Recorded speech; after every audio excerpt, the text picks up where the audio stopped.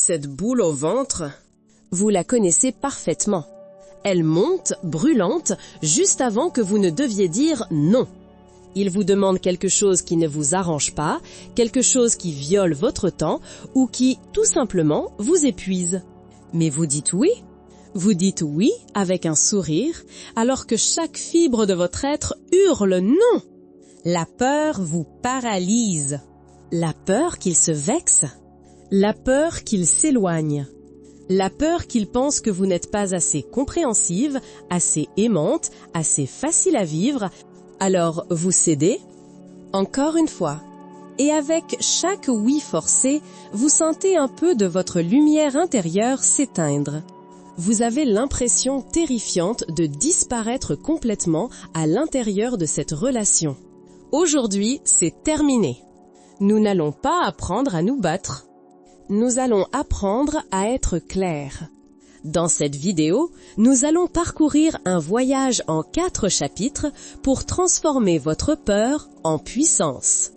D'abord, nous allons comprendre le problème. Pourquoi ce oui automatique est un symptôme? Ensuite, nous décoderons la psychologie qui le sous-tend.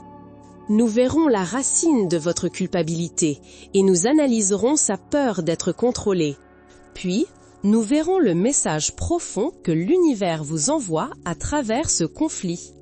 Et à la fin de cette vidéo, je vous fournirai la grande récompense promise.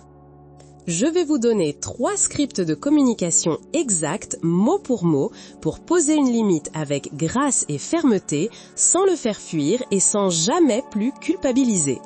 Vous apprendrez à dire non à ce qui vous blesse pour enfin pouvoir dire un oui plein et entier à vous-même. Commençons par le premier chapitre de ce voyage. Je veux vous présenter Chloé. Chloé est brillante, elle est drôle, elle est celle que ses amis appellent quand tout va mal. Elle est le pilier, la bonne personne.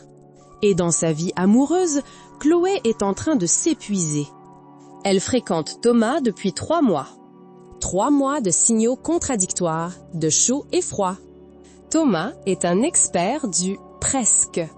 Presque un petit ami. Presque engagé. Presque disponible. Ce soir, c'est vendredi. Ils devaient dîner ensemble. Chloé a refusé une sortie avec ses amis. Elle a préparé le dîner. 19h30. Son téléphone vibre. C'est lui. Désolé, je suis bloqué au bureau, je ne vais pas pouvoir. On remet ça? Chloé sent la déception. Elle la sent monter, acide et froide. C'est la 3e fois ce mois-ci. Elle tape, pas de problème, bon courage, et elle efface. Elle veut écrire, Thomas, ce n'est pas correct, nous avions un plan. Mais la peur de la confrontation, la peur de paraître exigeante, l'emporte. Elle envoie « Ok, pas de souci ». Une autre fois, elle justifie l'inacceptable. « Il doit être vraiment débordé », se dit-elle. Elle justifie ce manque de respect flagrant pour son temps et son investissement. Mais l'histoire ne s'arrête pas là. À 23h15, le téléphone vibre à nouveau. « Je viens de finir. »« Tu dors ? Le voilà !» Le test. Chloé n'est pas son plan A. Elle est son plan B. Son option de fin de soirée. Elle sait qu'elle devrait dire non. Elle sait qu'elle devrait protéger son sommeil, sa dignité, mais l'anxiété de ne pas le voir, la peur qu'il trouve quelqu'un d'autre si elle refuse, est plus forte que son amour-propre. Elle répond « Je suis réveillée. » Tu peux passer. C'est le oui de trop. Le oui qui sacrifie sa paix intérieure pour une connexion temporaire et superficielle. Ce que vit Chloé, ce n'est pas de la gentillesse. Ce n'est pas de la flexibilité. C'est la maladie de plaire. C'est un schéma profondément ancré qui lui murmure que sa valeur dépend de son utilité pour les autres. C'est la croyance toxique que pour être aimée, elle doit être infiniment accommodante. Elle pense qu'en disant oui à tout, elle achète sa sécurité émotionnelle. En réalité, elle ne fait qu'enseigner à Thomas et à tous les autres que ses propres besoins n'ont aucune importance. Elle lui montre, par ses actions, qu'elle est prête à justifier l'inacceptable. Elle valide son comportement fuyant. Elle devient complice de son propre manque de respect. Le problème n'est pas qu'elle est gentille. Le problème est qu'elle utilise sa gentillesse comme un bouclier, par peur de ce qui arriverait si elle montrait ses vrais besoins. Combien d'entre vous se reconnaissent dans Chloé? Combien de fois avez-vous annulé vos propres plans pour être disponible? Combien de fois avez-vous ravalé une remarque blessante en souriant? Combien de fois avez-vous dit oui à l'autre alors que vous disiez non à vous-même? Ce sacrifice de soi, cette justification constante du manque de respect n'est pas de l'amour. C'est une alarme. C'est le symptôme d'une blessure bien plus profonde. Et pour comprendre cette blessure, nous devons arrêter de regarder son comportement à lui et commencer à décoder la psychologie qui vous pousse, vous, à l'accepter. Bienvenue dans le chapitre 2. Nous avons vu Chloé, nous avons vu sa douleur, nous avons vu ce oui de trop. Maintenant, nous devons ouvrir le capot. Nous devons comprendre le mécanisme psychologique qui alimente cette dynamique. Car ce n'est pas un problème de volonté, c'est un problème de programmation. La première chose que nous devons examiner est votre culpabilité. Cette boule au ventre que vous ressentez avant même de dire non. Ce n'est pas de la culpabilité, c'est de la peur déguisée en culpabilité. Pour la plupart d'entre nous, cela provient directement de la théorie de l'attachement. Si, dans votre enfance, vous avez dû être gentille, parfaite ou invisible pour recevoir de l'amour, si l'amour était conditionnel à votre bonne conduite, vous avez développé ce qu'on appelle un style d'attachement anxieux. L'attachement anxieux, c'est vivre avec un système d'alarme interne qui est réglé beaucoup trop sensible. Votre cerveau a appris une équation simple, mais dévastatrice. Authenticité égale risque de conflit. Conflit est risque de rejet. Et rejet est égal à danger de mort émotionnelle. Alors, quand Thomas annule au dernier moment, l'adulte en vous est en colère, mais l'enfant intérieur, celui qui gère votre système d'attachement, panique. Il vous crie « Ne fais pas de vagues, sois gentille, sinon il va partir et nous allons être seuls. » Ce oui que vous donnez n'est pas un choix conscient. C'est un réflexe de survie. Vous n'essayez pas d'être gentille. Vous essayez de survivre à une menace perçue d'abandon. C'est la racine de votre peur. Maintenant, regardons de son côté. Pourquoi cette peur de le faire fuir est-elle si puissante? Parce que, souvent, c'est exactement ce qui s'est passé. Vous avez tenté de poser une limite un jour et il s'est fermé comme une huître. Ou bien il est devenu froid, distant, vous punissant par son silence. Nous entrons ici dans la psychologie masculine et plus particulièrement dans sa peur primale d'être contrôlé. Comprenez bien ceci, pour beaucoup d'hommes, l'attraction est liée à l'instinct du chasseur. Le chasseur est motivé par la poursuite, par le défi, par le sentiment de gagner quelque chose de précieux. L'ennemi numéro 1 du chasseur, ce n'est pas le rejet, c'est l'obligation. Au moment où il sent qu'il doit faire quelque chose, son désir s'effondre et son instinct de fuite s'active. Le problème est que votre attachement anxieux et sa peur d'être contrôlé forment une danse tragique. Vous, par peur de l'abandon, vous avez tendance à surcommuniquer vos besoins. Vous ne posez pas une limite, vous émettez une requête pleine d'anxiété. Vous ne dites pas « je ne suis pas disponible ce soir », vous dites « tu ne m'accordes jamais de temps, j'ai besoin que… » Il n'entend pas votre besoin. Il entend une critique et une tentative de contrôle. Son système d'alarme à lui se déclenche. Il ne pense pas « oh, je la blesse ». Il pense « elle essaye de me mettre en cage ». Et il prend ses distances.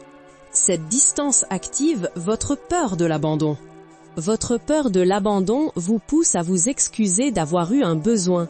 Vous revenez en rampant, en disant oui à tout, juste pour qu'il revienne. Et le cycle infernal est bouclé. Vous lui avez appris que s'il vous ignore, vous deviendrez encore plus accommodante. Brisons ce schéma. Maintenant, c'est notre moment de masterclass interactive. Je veux que vous mettiez cette vidéo en pause dans un instant. Prenez une feuille de papier et un stylo. Je veux que vous répondiez à cette question. La dernière fois que vous avez dit oui en voulant dire non, quelle était la peur exacte juste en dessous? Soyez honnête. Était-ce la peur d'être seul ce soir-là? La peur qu'il trouve quelqu'un de plus cool? La peur d'être étiqueté comme difficile, chante ou hystérique? Mettez en pause et écrivez. Vous l'avez? Bien. Regardez ce que vous avez écrit. Ce mot, cette phrase, c'est votre ombre. C'est la partie de vous, selon le psychologue Carl Jung, que vous avez réprimée pour être acceptée. C'est la fille difficile, la femme exigeante, la colérique que vous avez enfermée à la cave de votre personnalité. Et c'est cette ombre qui détient la clé de votre puissance. Vous avez justifié l'inacceptable parce que vous avez plus peur d'incarner cette ombre que d'être maltraité. Vous préférez être une gentille fille malheureuse qu'une garce supposée mais libre. Poser une limite, ce n'est pas devenir une garce. C'est intégrer cette ombre. C'est lui donner le droit d'exister. Une limite est simplement le point où votre non à vous-même rencontre votre oui à l'autre et où vous choisissez enfin votre oui à vous-même. Nous avons décodé la psychologie. Vous comprenez votre attachement anxieux. Vous comprenez sa peur d'être contrôlé. Vous comprenez que votre culpabilité est une peur déguisée. Maintenant, vous comprenez lui. Vous comprenez. Mais la question demeure. Pourquoi cela vous arrive-t-il à vous? Pourquoi continuez-vous d'attirer ce même homme dans ce même scénario encore et encore? La réponse n'est plus seulement dans la psychologie de votre enfance, la réponse est dans l'univers. Nous entrons dans le 3e chapitre, l'espace de l'éveil. Je veux que vous entendiez ceci au plus profond de vous. Cette situation, cet homme, ce schéma répétitif, ce n'est pas un hasard. Si vous attirez constamment l'homme qui devient distant, l'homme qui refuse de s'engager, l'homme qui teste vos limites, ce n'est pas de la malchance. C'est un effet miroir. C'est l'une des lois les plus puissantes et les plus incomprises de notre existence. L'univers ne vous envoie pas ce qu'il veut que vous ayez. Il vous envoie un miroir précis de ce que vous croyez mériter au niveau subconscient. Cet homme qui annule vos plans. Cet homme qui ne respecte pas votre temps. Cet homme qui vous place en option, il est un messager. Il est simplement l'incarnation physique de la façon dont vous vous traitez vous-même. Vous vous abandonnez pour lui, il vous abandonne. Vous faites passer vos propres besoins en dernier, il fait passer vos besoins en dernier. Vous n'êtes pas clair sur ce que vous valez, il est flou sur votre relation. Il ne peut, littéralement, pas vous respecter plus que vous ne vous respectez vous-même. C'est la loi. C'est la fréquence vibratoire dont nous parlons si souvent. Votre fréquence, ce n'est pas ce que vous dites vouloir dans vos prières. C'est ce que vous acceptez dans votre réalité de tous les jours. Chaque fois que Chloé dit oui à 23h15, elle envoie une vibration, un signal puissant à l'univers qui dit « Je suis une personne qui tolère l'inacceptable ». Et l'univers, dans sa sagesse infinie, qui ne juge pas, mais qui répond, lui dit simplement « Ah, d'accord, j'ai reçu le signal ». Voici donc d'autres situations pour tolérer l'inacceptable. Comprenez-le bien. Ce n'est pas une punition. Vous n'êtes pas maudite en amour. C'est un test de l'univers. La vie vous présente ce test, encore et encore, non pas pour vous briser, mais pour vous réveiller, pour vous donner une chance de réussir l'examen. L'univers vous pose une seule question à travers cet homme. Jusqu'à quand? Jusqu'à quand vas-tu tolérer cela? Jusqu'à quand vas-tu te choisir en dernier? Quand vas-tu enfin te souvenir de qui tu es?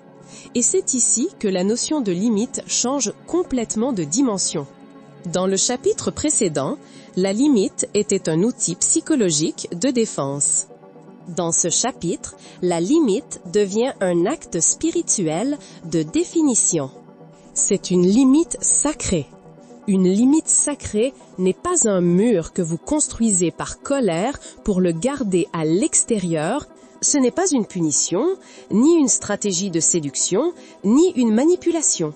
Une limite sacrée est une ligne de lumière que vous tracez autour de vous-même et qui déclare calmement à l'univers « Ceci est l'espace de ma paix. Ceci est ce que je vaux. » C'est un acte de dévotion pure envers votre propre guérison. C'est le moment où vous cessez de prier pour qu'il change et où vous devenez vous-même le changement de fréquence.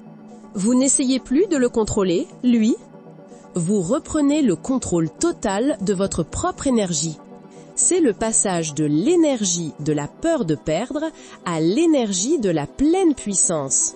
La pleine puissance, ce n'est pas trier, ce n'est pas faire de drame. C'est le calme absolu. C'est la capacité soudaine à être prête à le perdre lui pour ne plus jamais vous perdre vous. C'est le moment où votre non à son comportement inacceptable devient le plus grand et le plus vibrant oui à votre propre valeur. Vous avez compris le problème de Chloé. Vous avez décodé la psychologie de l'attachement et de la peur du contrôle. Vous venez de recevoir le message de l'univers. C'est l'éveil. Comprendre le message, c'est 90% du chemin. C'est magnifique. C'est essentiel. Mais ce n'est pas suffisant pour changer votre vendredi soir. Les 10% restants sont: que devez-vous faire? Que devez-vous dire mot pour mot lorsque son nom s'affiche sur votre téléphone? Dans le chapitre 4, le dernier chapitre de notre parcours, je vous donne la feuille de route promise. Nous passons de la théorie à la transformation. Je vous donne les 3 scripts. Bienvenue au chapitre 4. L'atelier commence maintenant. C'est le moment de vérité. C'est ici que l'éveil spirituel rencontre l'action concrète. Vous avez votre téléphone en main, le message de Thomas s'affiche. Vous sentez la vieille panique monter, la peur, la culpabilité. Mais cette fois, quelque chose est différent. Vous avez compris la psychologie. Vous avez compris le test de l'univers. Vous êtes prête à utiliser votre pleine puissance? La règle d'or d'une limite efficace est la suivante. Elle doit être courte, claire et ne jamais sonner comme une excuse ou une attaque. Nous n'allons pas l'attaquer. Nous n'allons pas nous justifier. Nous allons simplement déclarer ce qui est. Voici le non-calme. Ceci est pour les demandes qui ne vous conviennent pas. Il vous demande de l'aider sur un projet un soir où vous aviez prévu de vous reposer. Il veut que vous annuliez vos plans pour voir les siens. L'ancienne vous aurait dit « Oh, je ne suis pas sûre, je devais, mais ok, je vais m'arranger. » C'est faible. C'est une invitation à négocier votre temps. La nouvelle vous, celle en pleine puissance, utilise cette formule. Un non clair plus une mini-raison factuelle, non émotionnelle, plus optionnelle, une alternative qui vous convient. Par exemple, je ne pourrai pas t'aider ce soir. J'ai déjà quelque chose de prévu. C'est tout. Vous n'avez pas à dire « je suis désolé ». Vous n'avez pas à dire « je suis épuisé ». J'ai déjà quelque chose de prévu. Ce quelque chose, c'est un rendez-vous sacré avec vous-même. Un bain, un livre, le silence. Votre temps n'est pas moins précieux que le sien, simplement parce qu'il n'est pas rempli par quelqu'un d'autre. S'il insiste, pourquoi? C'est important. Comme je te l'ai dit, ce n'est pas possible pour moi ce soir. Je peux t'aider 30 minutes demain matin si tu veux. Claire. Factual. Non réactive. Voici le script 2. Le report de valeur, c'est le script pour Chloé. Il est 23h15. Le téléphone vibre. Je viens de finir. Tu dors? L'ancienne Chloé répondait « Non, viens ». Vibration. Je suis disponible à la demande. La Chloé anxieuse répondait « J'attendais, j'ai cru que tu ne viendrais pas ».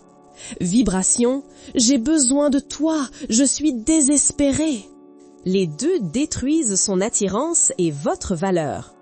La Chloé en pleine puissance comprend qu'elle n'est l'option de fin de soirée de personne. Elle utilise la formule « Valider positivement son contact » plus « Déclarer votre limite » plus « Proposer le futur que vous désirez ». Contente d'avoir de tes nouvelles? Je suis sur le point de m'endormir. J'adorerais te voir. Planifions un vrai moment cette semaine. Bonne nuit. Analysons ce script. Contente d'avoir de tes nouvelles. C'est chaleureux. Vous n'êtes pas fâché? Vous n'êtes pas réactive? Je suis sur le point de m'endormir. C'est une limite factuelle. Vous protégez votre paix. J'adorerais te voir. Planifions un vrai moment cette semaine. C'est crucial. Vous lui montrez la porte. Vous lui enseignez comment il doit vous traiter. Vous lui dites « Je ne suis pas une réservation de dernière minute. Je suis un dîner 5 étoiles. Tu dois réserver à l'avance. » Vous ne le rejetez pas, lui. Vous rejetez l'offre de dernière minute et vous lui redonnez le pouvoir de vous chasser correctement. Voici le script 3, l'inacceptable calme. C'est le plus difficile. C'est pour le schéma qui se répète. L'annulation de dernière minute. La remarque blessante. Le chaud et froid. Vous devez adresser le comportement, pas la personne. La formule est « Quand tu fais X plus je ressens, Y plus la limite, le besoin ». Attention. C'est là que l'attachement anxieux explose en reproche. Tu annules toujours, tu ne penses jamais à moi, j'en ai marre. Il entend contrôle, attaque et il s'enfuit. La pleine puissance est différente. Elle ne blâme pas, elle informe. Prenons l'annulation de Thomas à 19h30. Vous n'allez pas lui répondre par texto. C'est une conversation à avoir en personne ou au téléphone, quand vous êtes calme. Thomas, j'ai besoin de te dire quelque chose d'important pour moi. Quand tu annules nos plans au dernier moment, comme hier soir, je me sens dévalorisée et j'ai l'impression que mon temps n'est pas respecté. J'ai besoin de fiabilité pour me sentir en sécurité dans une relation. Voyez la différence. Vous n'avez pas dit « t'es un égoïste ». Vous avez dit « quand tu fais X ». Vous n'avez pas dit « tu me rends folle ». Vous avez dit « je me sens dévalorisé ». C'est votre sentiment?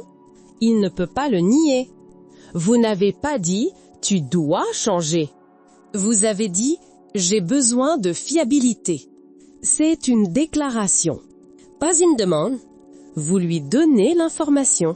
Vous lui montrez le mode d'emploi pour vous aimer. Maintenant, la balle est dans son camp. Soit il réalise ce qu'il est en train de perdre et il monte en niveau, soit il fuit.